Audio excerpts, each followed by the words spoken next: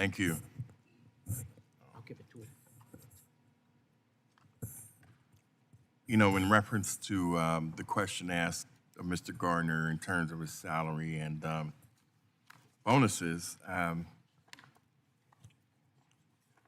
think it pales in comparison to the freight rails compensation on the other side, which is not open to the public. So we know that their compensation over the past several years has been in the millions. So I think we thank you, Mr. Gardner, for working at a bargain basement salary. And Mr. Gardner, while some parts of the country are slowly recovering from COVID in the inner city rail ridership, others have almost fully recovered. An excellent example can be found in the ridership numbers and investments made in North Carolina and Virginia. Please tell us the state transportation agencies that are doing differently, what they're doing differently to drive an increase in the inner city rail passengers, and what Amtrak is doing to assist these state transportation agencies in fulfilling these goals. Thank you for the question, Recommender Payne. You're right. North Carolina and Virginia service is really exceptional, and I think the key is really three things. One, a sustained program of investment and leadership within the states. The states have excellent rail departments that really focus on their programs in partnership with us and with their host railroads.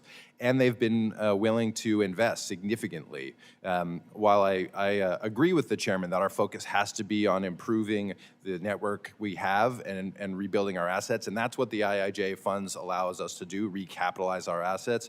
What it doesn't allow us to do necessarily is focus on improvements in different areas, and that's why other funding is necessary. But the dollars here that are provided for the state in expansion are really coming from the state, and Virginia has invested over roughly $4 billion to upgrade the infrastructure between Washington and Richmond in partnership with CSX and with Amtrak. So that investment has been critical. Their leadership at the state level has been critical, and their focus on connecting markets and building station investments that support connectivity to rail. So there's a great new station in Raleigh, a new station coming in Charlotte, and a real focus on providing frequency. For instance, North Carolina is about to add a 4th Piedmont frequency.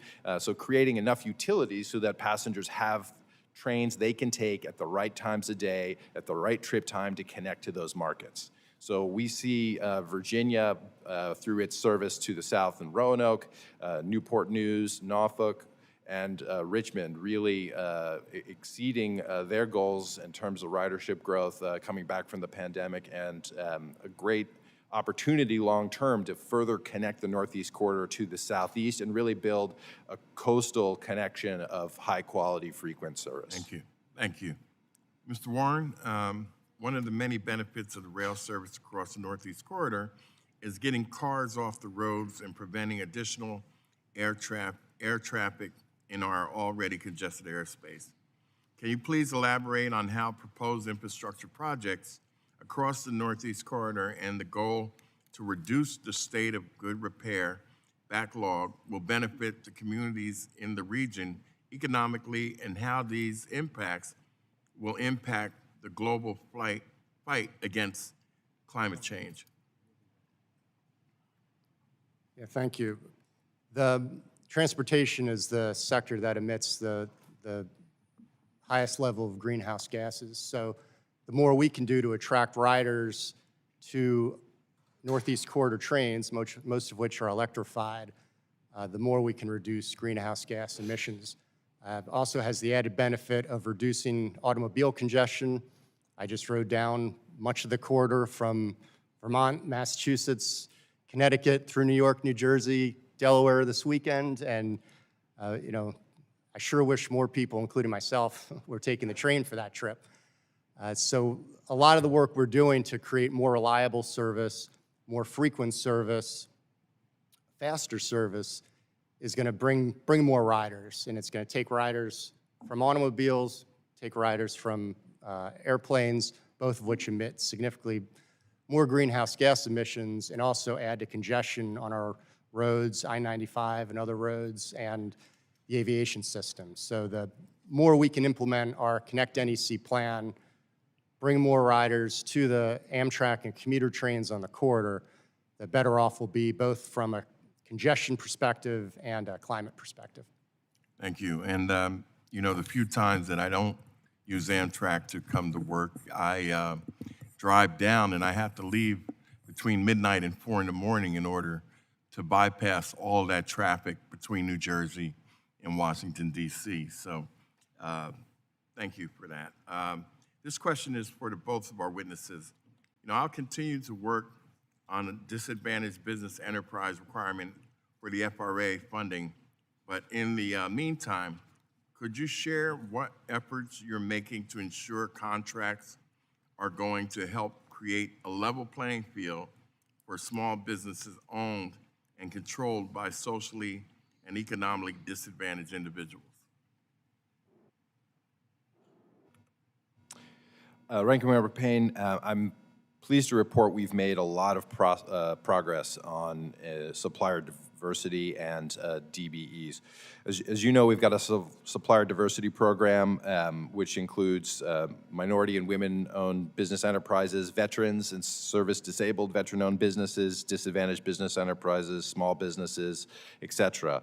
And we set a goal of 15% of our contracting and procurement from these entities. And in fiscal year 22, we exceeded that goal, achieving 25%, roughly $484 million in spend with diverse suppliers. So we've been working really hard to do that. In 23 so far, we're at 27.8% of our spend through diverse suppliers.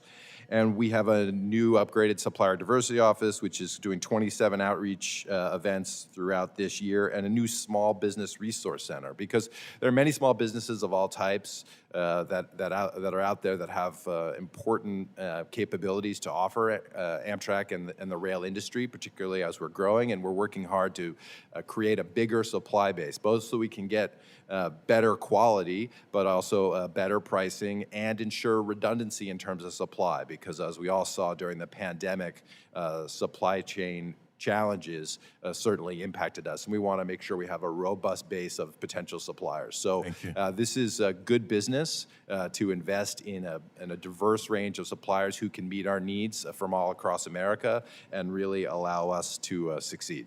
Thank you. Mr. Warren? The commission doesn't do contracting. Our members contract with the major construction projects. They're the project managers. One related opportunity I might point out is just in workforce development. The workforce needs along the corridor are tremendous to try and invest these new funds, and we need to go out and find new workers, not the traditional workers we've always had. We have to go out and do more job training and do this in non-traditional places. So I think that's a major potential opportunity to diversify the workforce, expand the workforce. It creates jobs, it creates equitable jobs, and it helps us deliver significant projects that need to be delivered. Thank you, and thank you, Mr. Chairman, for your consideration. I yield back.